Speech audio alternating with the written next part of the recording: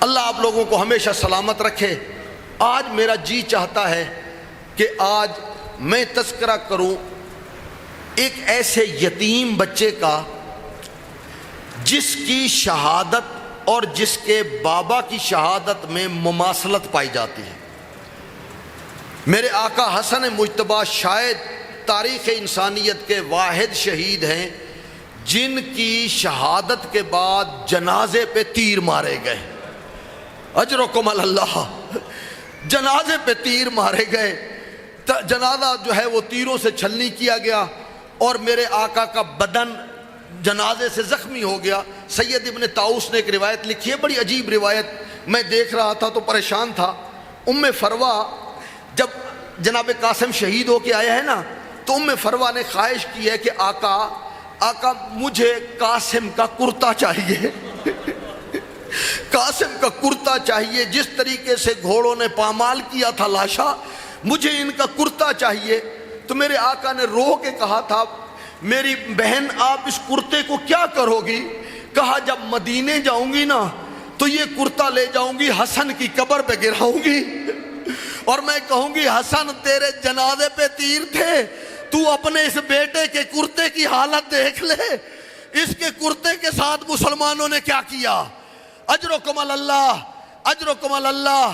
اجرکم اللہ۔ آپ کے رونے کی آوازیں بلند ہوئیں۔ یہ حسن کا یتیم، دو شہید ہیں کربلا کے، دو شہید ایسے ہیں پورے مقتل میں نے دیکھا ہے،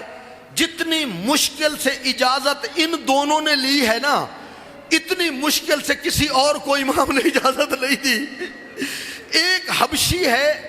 جناب حبیب ابن مظاہر کا غلام ہے، جون، رنگ کالا ہے اور جناب حبیب کے ساتھ آ گیا تھا کربلا کے اندر، رنگ ان کے اب کالا ہے اور بار بار جاتے ہیں، نوجوان ہے ابھی، بار بار جاتے ہیں، کبھی ہاتھ چومتے ہیں، کبھی پاؤں چومتے ہیں، آقا مجھے اجازت دے دے، آقا میں مرنا چاہتا ہوں، آپ پہ قربان ہونا چاہتا ہوں۔ تو میرے مولا یہ دیکھتے تھے کہ جوان آدمی ہے اور غلام ہے، میں اس کو اجازت نہیں دیتے تھے۔ تو اچانک اس نے ایک جملہ کہا مولا آپ نہیں چاہتے، میں تو کالا ہوں، میرا خون گندا ہے، میرا خون بدبودار ہے، آپ نہیں چاہتے میرا خون اکبر کے خون کے ساتھ مل جائے، آپ نہیں چاہتے میرا خون قاسم کے خون کے ساتھ مل جائے، آپ کے پاکیزہ خونوں کے ساتھ مل جائے، بدبودار خون۔ میرے مولا نے سینے سے لگایا، کہا جون کیسی باتیں کرتے ہو، وہ تیرا خون شہادت کے بعد پورا عرش کو معطر کرے گا، فرشتے ایک دوسرے سے پوچھیں گے تو بتایا جائے گا یہ جون شہید ہوا ہے، اس کے خون کی خوشبو ہے۔ اور دوسرے شہید تھے جناب قاسم، بار بار جاتے، کبھی صرف تقبل یداہ و رجلہ، واحد میں نے روایت دیکھی ہے، کبھی چچا کے ہاتھ چومتے، کبھی پاؤں چومتے، کہتے چچا مجھے اجازت دے دے، وہ چچا عقیل کے بیٹے چلے گئے ہیں، وہ شہید ہو گئے، فلاں شہید ہو گئے، باپ مجھے اجازت دے دیں۔ مولا اجازت نہیں دے رہے، بار بار جاتے ہیں، بار بار جاتے ہیں۔ اچانک ذہن میں آیا، روایت کہتی ہے ذہن میں آیا، تعویذ بندھا ہوا تھا، تعویذ کھولا، قاسم نے جب تعویذ پڑھا نا، آپ لوگوں نے صرف آج تک اتنا سنا ہے کہ تعویذ کھولا اور مولا نے اجازت دے دی۔ تعویذ میں لکھا ہوا کیا تھا؟ قاسم نے، سید ابن طاؤس نے تعویذ کو لکھا ہے، تعویذ میں لکھا ہوا تھا یا بنی قاسم، اما تو کہا یا بنی قاسم، اے قاسم جب تیرا چچا کربلا میں چلا جائے، وحیدن اکیلا رہ جائے، وغریبن اور تنہا ہو جائے، عطشانن اور پیاسا ہو، تو قاسم فانتصروا ہو، تم نے میرے بھائی کی مدد کرنی ہے، میرے بھائی کی نصرت کرنی ہے۔ عزادارو وہ خط لے کے قاسم آئے نا، جب خط لے کے آئے میرے مولا نے خط کو دیکھا، گریہ کرنے لگے۔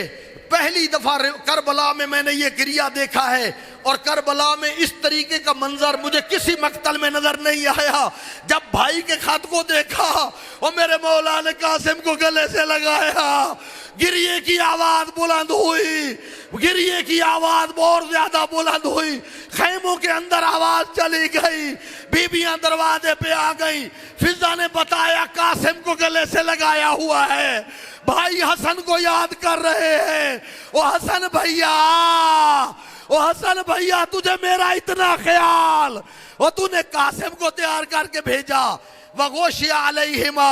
دونوں چچا بھتیجا بے ہوش ہو گئے، اتنا روئے دونوں بے ہوش ہو گئے۔ اجرکم اللہ، اجرکم اللہ، اللہ آپ کو کوئی غم نہ دے سوائے غم اہل بیت کے، اور جن کے بچے یتیم ہو گئے ہیں وہ یاد کرے جناب قاسم کو، کہیں یا اللہ وہ قاسم کی یتیمی کا واسطہ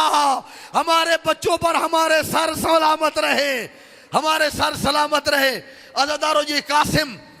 اجازت مل گئی، جب اجازت ملی نا تو میرے مولا نے عباس کو بلایا، قبلہ علی نکی نکن صاحب، ان کا بڑا خوبصورت جملہ ہے، وہ کہتے ہیں کہ زندگی کو میں نے صرف کربلا میں ذلیل ہوتے ہوئے دیکھا، پورے کربلا میں زندگی ذلیل ہو رہی تھی اور موت جو ہے وہ ہر چیز پر حاوی ہو رہی تھی۔ مولا کہہ رہے تھے میں اجازت نہیں دیتا، یہ لوگ رو رو کے اجازتیں مانگ رہے تھے، مولا کہہ رہے تھے آپ چلے جاؤ، یہ جان کو پھر حسین کے قدموں میں قربان کر رہے تھے۔ وہ لکھتے ہیں جناب قاسم جب تشریف لے آئے نا اجازت لینے، چونکہ قاسم جو ہے ابھی بالغ نہیں ہوئے تھے، لم یبلغ الحلم، حلم وہ بلوغت کی حد تک نہیں پہنچے تھے، اس لیے روایت 13-14 سال کہا جاتا ہے۔ 13-14 سال کے قاسم تھے، اور یہ جو قاسم آئے تھے نا جب مدینے سے، اتنے چھوٹے تھے بچہ کی طرح تھے، ان کے لیے علیحدہ سواری کا انتظام نہیں کیا گیا تھا اور ماں سے بھی جدا نہیں ہو سکتے تھے، ام فروا کے ساتھ ان کو بٹھایا گیا تھا، یہ سارا راستہ محمل میں ماں کے ساتھ بیٹھ کے آئے تھے۔